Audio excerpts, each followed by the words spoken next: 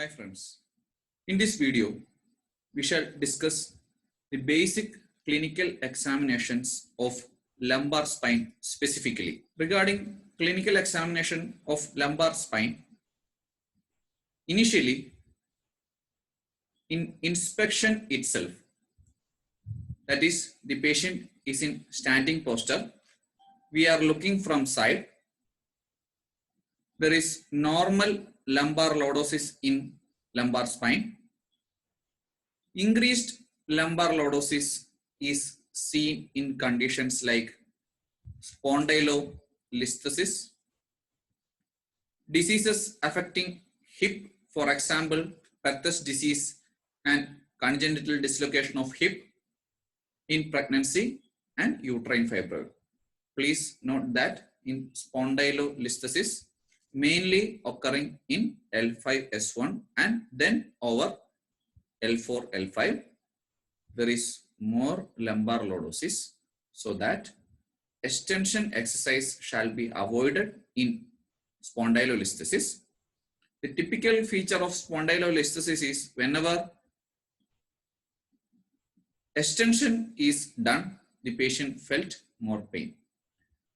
Reduced lumbar lordosis seen in conditions like IVDP, infections of spine, ankylosing spondylitis, and osteoarthritis of spine, that is lumbar spondylosis. Coming to the most common clinical examination to assess the nerve root irritation, straight leg raising.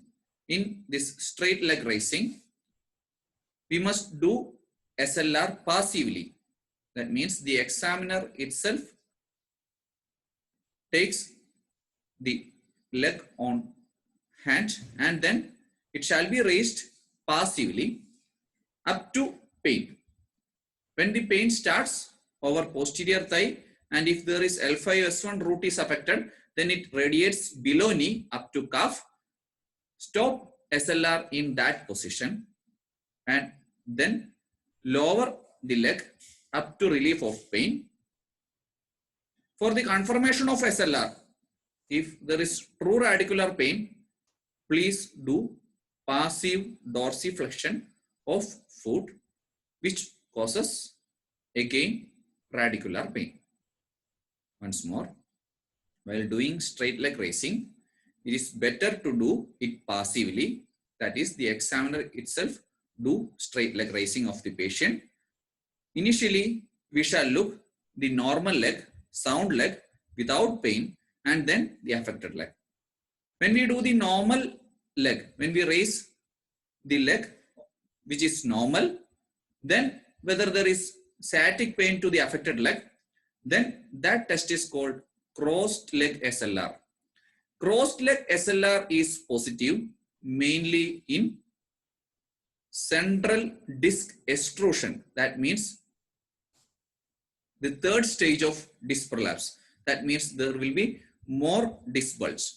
In the second stage of disc bulge, in protrusion, if the disc bulge is centrally, then patient felt pain over low back area. And if the disc bulge is posterolaterally, that towards neural foraminal stenosis, then the patient felt more pain towards the affected leg. Crossed leg SLR positive means the spinal canal stenosis is more. That means the disc is extruded. That is third stage of disc prolapse. Always look on patient's face to assess SLR. When it is done passively, stop at the range of motion. That means when the hip is flexed, straight leg raising is done, stop at the position where pain starts, then lower the leg and then passive dorsiflexion of foot to assess the true radicular pain. Brugard's test confirms SLR. Instead of Brugard's, we shall do other clinical examination test, that is, after doing straight leg raising passively, ask the patient to flex cervical spine, which also causes true radicular pain, just like of Brugard's. Instead of Brugard's, we shall do cervical flexion after passive straight leg raising. Coming to flip test, it is seated SLR. The patient is sitting on the end of the table and then passively knee is extended, which causes the same tension as of straight leg raising. Whenever this test is done, if there is true radicular pain, the patient can't resist the pain, then patient supports both hands for sitting in that posture. Actually, this is a typical test for nerve root irritation of L5S1 and L4L5. Here you shall see the video of flip test in which the patient is not able to straight leg raise in this position, in seated position, and typically patient's hand is supported to sit in that position due to severe pain. This is a case of extrusion, third stage of disc prolapse. Coming to Lessig's test, this is actually hip and knee 90-degree flexion. In this position, hip and knee is 90-degree flexed. In this position, there won't be any pain.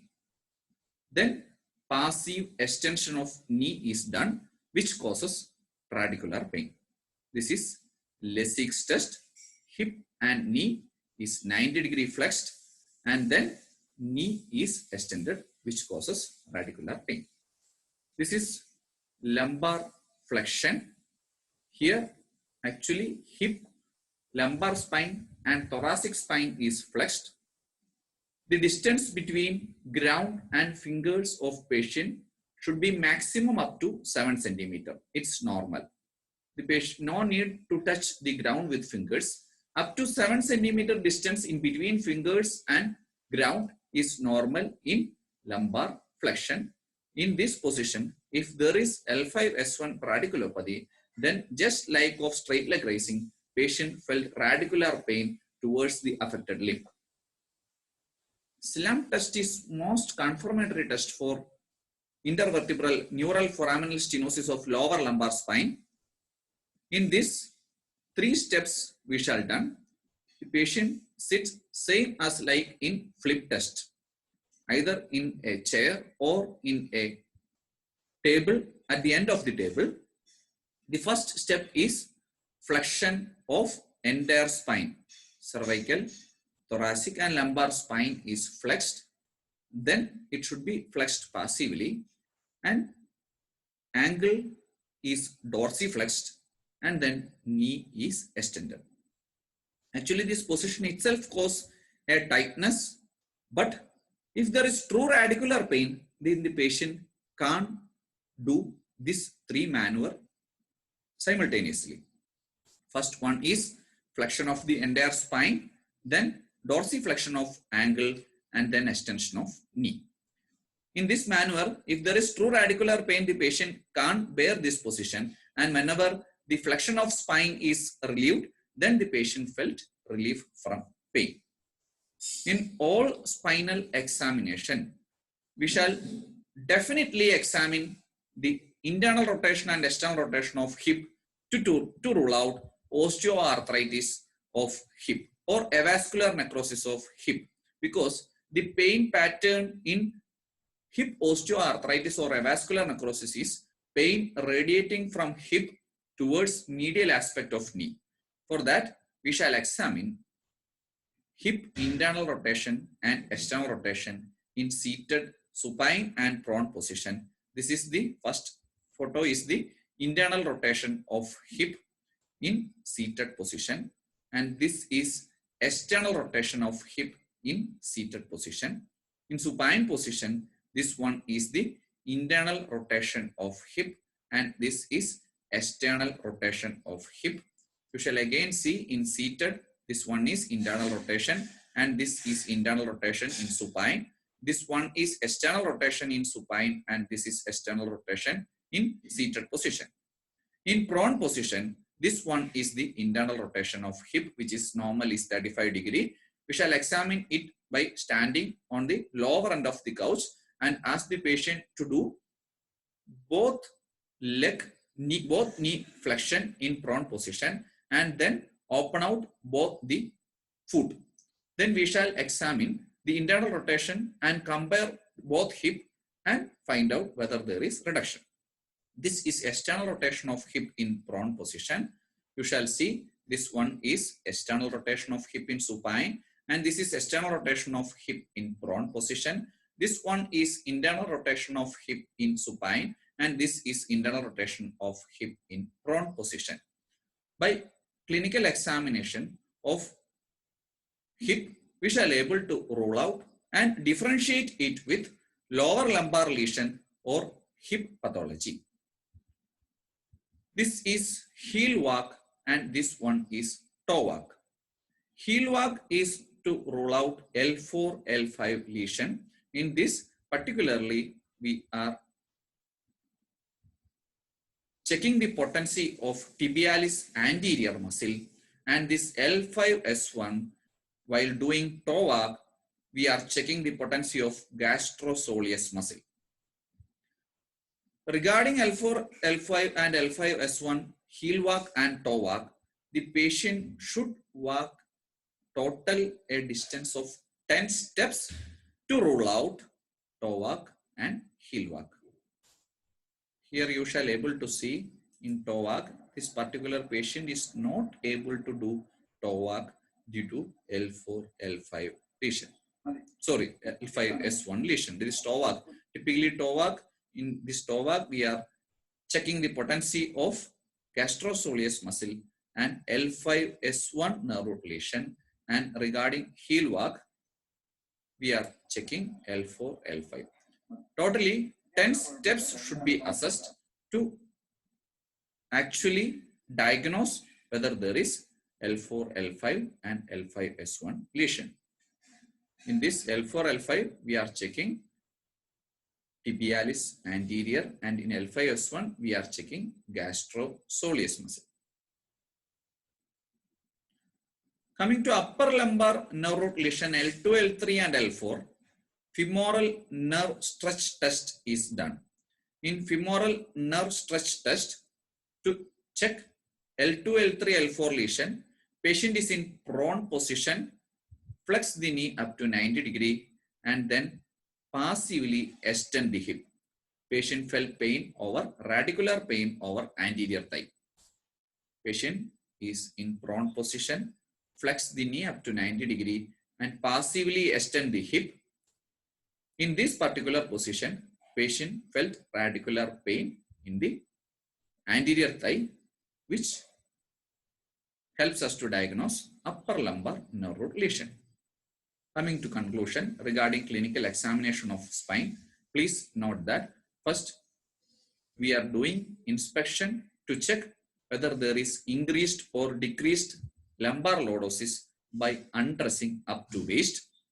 Increased lumbar lordosis is seen in listhesis and also diseases affecting hip, and loss of lumbar lordosis seen in disc prolapse, spondylosis, infections and ankylosing spondylitis.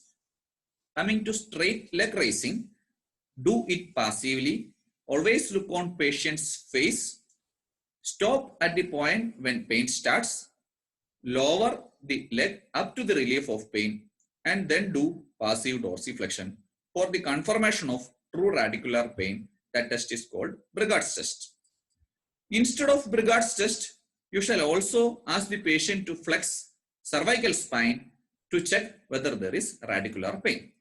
Actually, in Brigard's test and in this particular test, which patient flexes the cervical spine, the radicular pain and tension increases due to the pull of dura mater. Crossed leg SLR is positive in a large disc prolapse. If there is central disc prolapse, then pain is felt on the lower back area. And if there is posterolateral disc prolapse, pain is on the affected limb. Coming to flip test, it is nothing other than seated SLR. The patient is sit on the end of the couch and then extension of knee is done, which can't be done if there is neural foraminal stenosis at the lower lumbar spine and the patient assumes this particular attitude to cope up the pain. In Lassig's test, flexion of hip and knee up to 90 degree and then passive extension of knee, which causes true radicular pain. This is lower lumbar flexion. Actually, lumbar flexion along with thoracic and hip flexion. In this patient also feels radicular pain if there is lower lumbar lesion. And please note that the distance from ground and fingers up to 7 centimeter is normal. Coming to slump test, 3 things must be done: passive flexion of spine, dorsiflexion of ankle, and extension of knee, which causes radicular pain over the posterior thigh and calf. This is the most confirmatory test regarding intervertebral neural foraminal stenosis of lower lumbar spine. In each and every radicular pain or lower lumbar pain, if the patient come to OPD with low back pain, then surely we shall examine hip in seated position, checking internal rotation and external rotation, and then this internal rotation and external rotation is checked in supine position and then on prone position, internal rotation, and then external rotation is checked in prone position. Heel walk is to rule out L4, L5 lesion in which the patency of tibialis anterior muscle is checked. In L5S1, in toe walk, L5S1 nerve root lesion is checked and gastrosoleus patency is checked. Here you shall see this is toe walk, which is not possible due to L5S1 nerve root lesion, and here this is heel walk. Both should be checked up to 10 steps. Femoral nerve stretch test is done for L2, L3, L4 lesions, upper lumbar lesions, in which patient is in prone position, flex the knee up to 90 degree, and passive extension of hip is done, which causes pain in the anterior thigh. Thank you.